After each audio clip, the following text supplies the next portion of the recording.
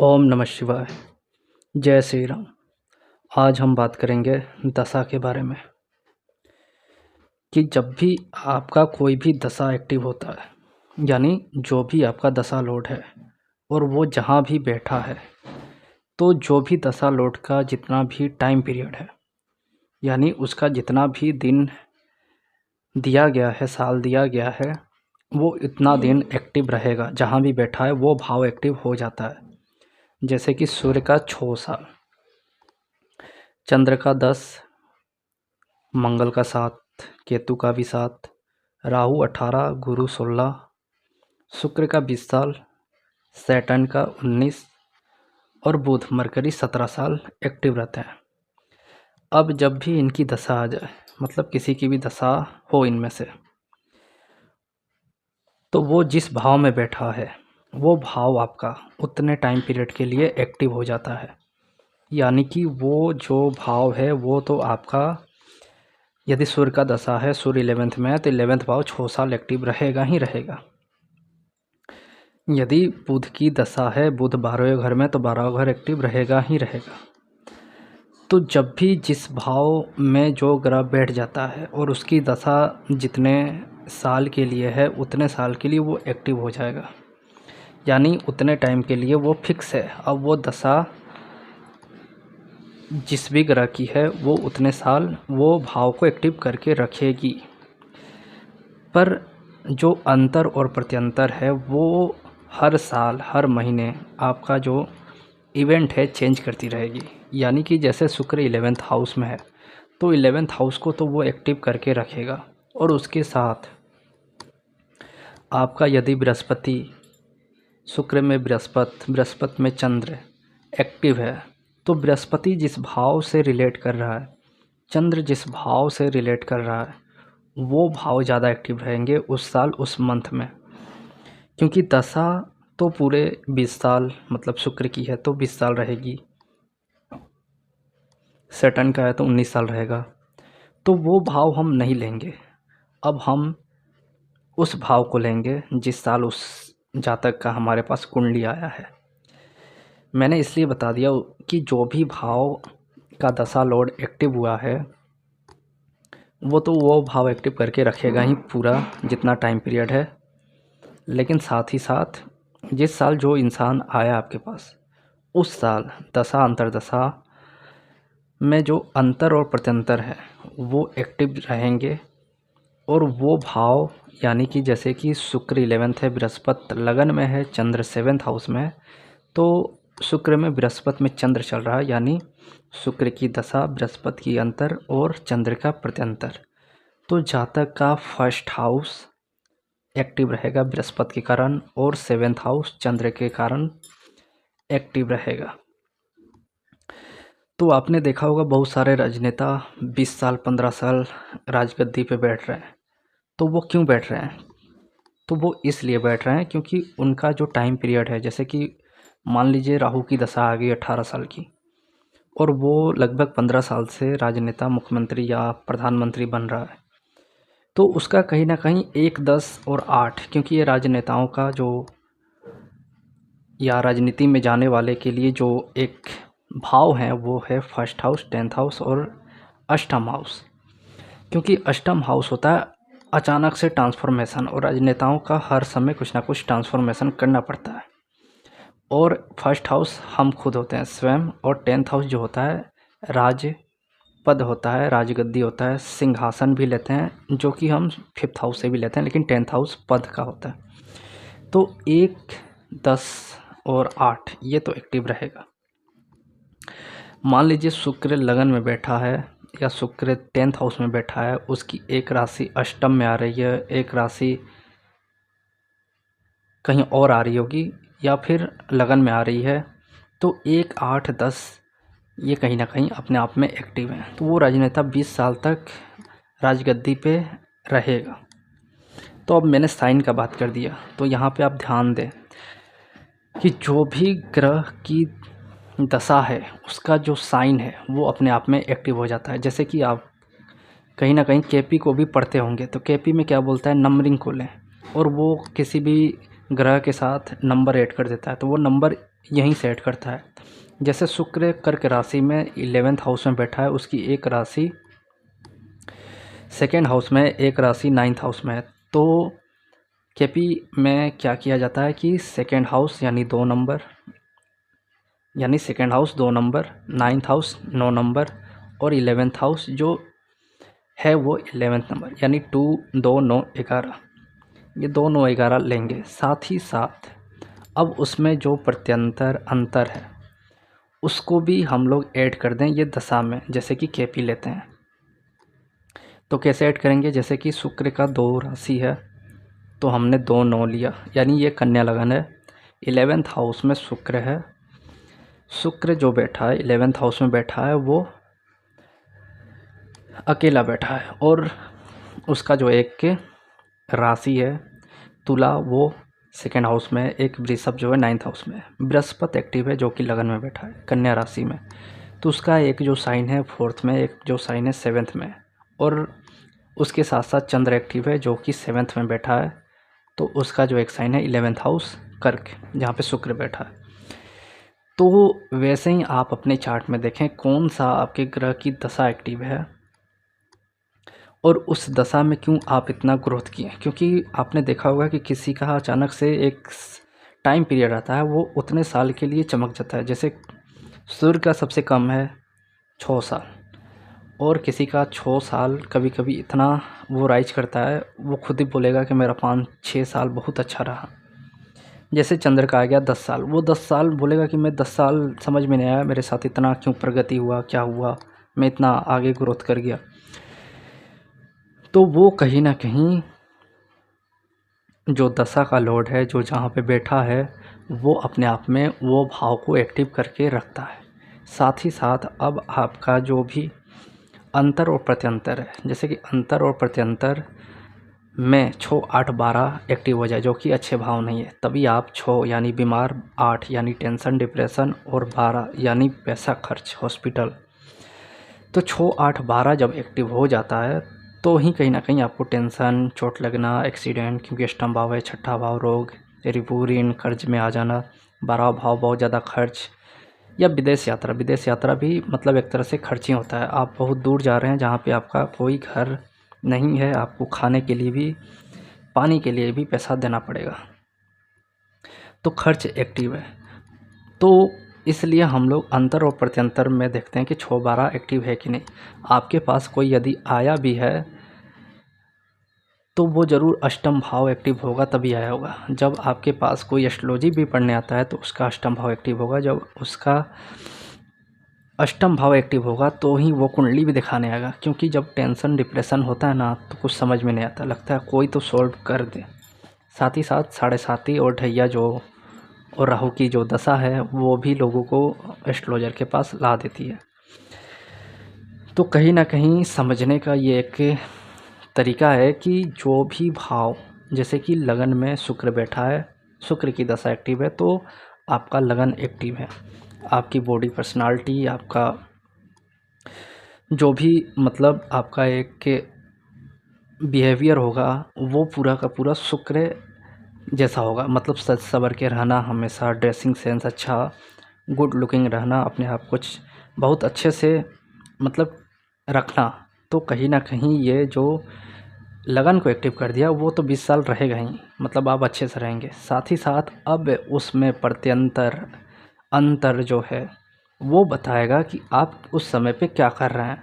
मतलब first house के साथ सेकंड और थर्ड एक्टिव है तो आप सजने संवरने के साथ साथ सेकंड हाउस खान पान का होता है, थर्ड हाउस ट्रेवल का होता है। तो हो सकता है आप कुछ खाने पीने के शौकीन हो जाएं और ट्रैवल करने के शौकीन हो जाएं, या फिर ब्लॉग बनाने लगें। जब भी थर्ड हाउस एक्टिव होता है तो ऑनलाइन से आदमी जुड़ने लगता है, और सेकंड हाउस एक्टिव है तो आप कुछ ऐसा काम करेंगे जो फूड से रिलेटेड हो, या खाना खाते हुए ब्लॉग बनाएंगे, या फिर ट्रैवल करके खाना खाएंगे, तो कुछ ना कुछ ऐसा रहेगा। फोर्थ हाउस एक्टिव हो जाए लगन के साथ साथ तो आपको बहुत ज़्यादा घर में ही सुकून मिलेगा। आपको लगेगा कि घर में रहा जाए, घर में बहुत अच्छे से रहेंगे तो अच्छा रहेगा। वही एक शुक्र लगन में बैठा है और फिफ्थ हाउस एक्टिव हो जाए तो आपको बहुत ज़्यादा चुल मचेगी कि मुझे एक्टिंग करना है, मुझे एक्टिंग लाइन में जाना है, वहाँ कुछ करना है, कुछ दिखाना है। तो जो भी दशा एक्टिव होती है और वो जो भी भाव है, अब वहाँ राशि भी होगी। जैसे कि शुक्र कर्क राशि में, मैंने बताया कन्या लगन है, शुक्र 11th हाउस में कर्क राशि में है, तो उसका जो राशि अधिपति है चंद्र, वो 7th हाउस में बैठा है, तो वो 7th हाउस को भी एक्टिव करेगा। भाव होता है जहाँ ग्रह बैठा है, तो वो भाव को तो एक्टिव नहीं करेगा, लेकिन जो राशि में बैठा है उस राशि के अधिपति को तो ज़रूर एक्टिव कर देगा, क्योंकि वो उससे जुड़ गया है, उसके राशि में बैठा है। और यदि एक्सचेंज में है तो पक्का, यानी कि शुक्र कर्क राशि में है और चंद्र 7th में ना हो के 2nd में होता है या 9th में होता है, जैसे कि तुला या वृषभ में होता है, तो कहीं ना कहीं ये आप देख सकते थे कि अब ये एक्सचेंज जो है वो कहीं ना कहीं शुक्र के साथ चंद्र पूरी तरह एक्टिव है, लेकिन कहीं ना कहीं शुक्र उसके राशि में बैठा है, तो वो चंद्र को भी एक्टिव करके रखेगा। तो यदि एक्सचेंज में है तो भी वो एक्सचेंज को बहुत ज़्यादा प्रभावित करता है। और जब 2 ग्रह साथ हो या 3 ग्रह साथ हो तो वहाँ थोड़ा रूल चेंज हो जाता है। जब भी शुक्र के साथ, मान लीजिए शुक्र की दशा 11th में बैठा है, वहाँ पे बुध सूर्य बैठे हैं, तो सूर्य की दशा में या शुक्र की दशा जो चल रही है, शुक्र की दशा में सूर्य और बुध एक्टिव हो जाएंगे। अब ये सूर्य और बुध कैसे एक्टिव हुए हैं? तो सूर्य और बुध इसलिए एक्टिव हुए हैं क्योंकि जो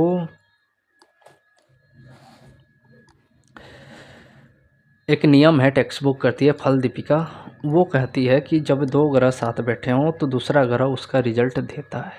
ये दशा अंतर दशा में आप भी लगा सकते हैं कि जब भी 2 ग्रह एक साथ बैठा हो तो वो अपनी दशा में जिस भी ग्रह के साथ बैठा है उसका रिजल्ट वो देगा। यानी शुक्र के साथ सूर्य बुध बैठा है, तो अब शुक्र का रिजल्ट, सूर्य बुध जिस भाव के अधिपति हैं, जिस भाव के मतलब वो लॉर्ड हैं, वो भाव शुक्र की दशा में बहुत ज़्यादा एक्टिव हो जाती है।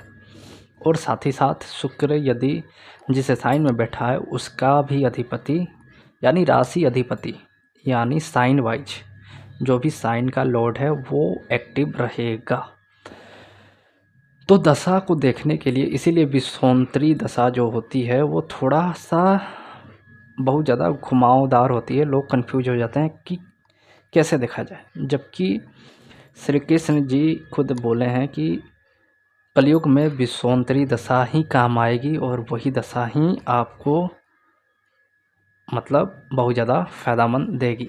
तो कलयुग के लिए विषोत्तरी दशा बहुत ज़्यादा फ़ायदामंद होती है। इसको समझना या समझने के लिए इसको पूरे डीप में जाना पड़ेगा।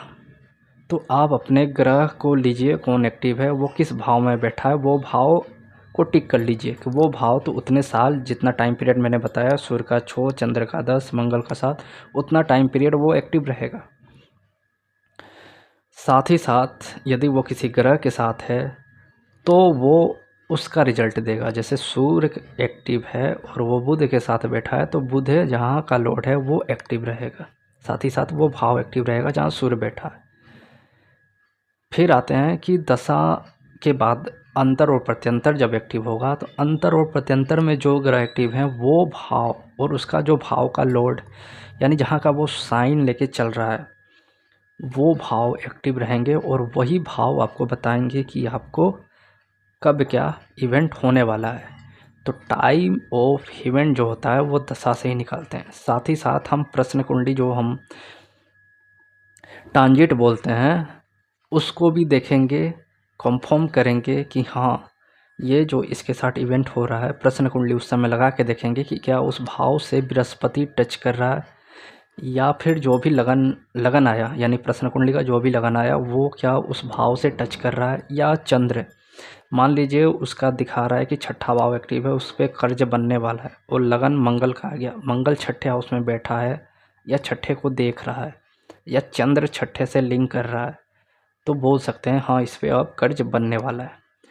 तो प्रश्न कुंडली यानी कि जो ट्रांजिट होता है उसको ज़रूर देखें कंफर्म करने के लिए, और साथ ही साथ दशा, जो भी आपका दशा है उसको देखें। तो उससे आप कंफर्म हो सकते हैं कि आपके साथ क्या इवेंट होने वाला है। तो टाइम ऑफ इवेंट आप ऐसे भी निकाल सकते हैं दशा के अनुसार। मान लीजिए आपका अष्टम भाव एक्टिव है। कैसे एक्टिव है? तो आपकी दशा जुपिटर की है और जुपिटर अष्टम भाव में बैठा है, तो ये अष्टम भाव एक्टिव है। आपका 12वां भाव एक्टिव है, तो बुध 12वें घर में बैठा है और आपकी दशा जो है वो बुध का चल रहा है, तो आपका 12वां घर एक्टिव है।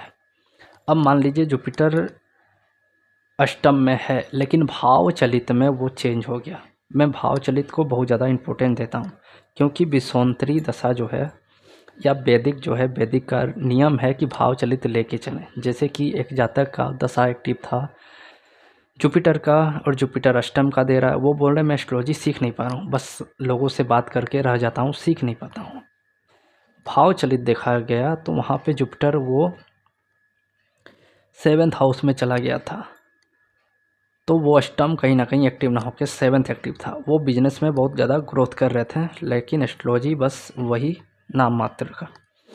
तो भाव चलित जरूर लें। मान लीजिए आपका कोई ग्रह एक्टिव है और भाव चलित में वो बैक हो गया या आगे चला गया, आप देखेंगे कि वो जातक उस भाव से रिलेटेड ज़्यादा काम कर रहा है जहाँ भाव चलित में ग्रह घसक गए हैं।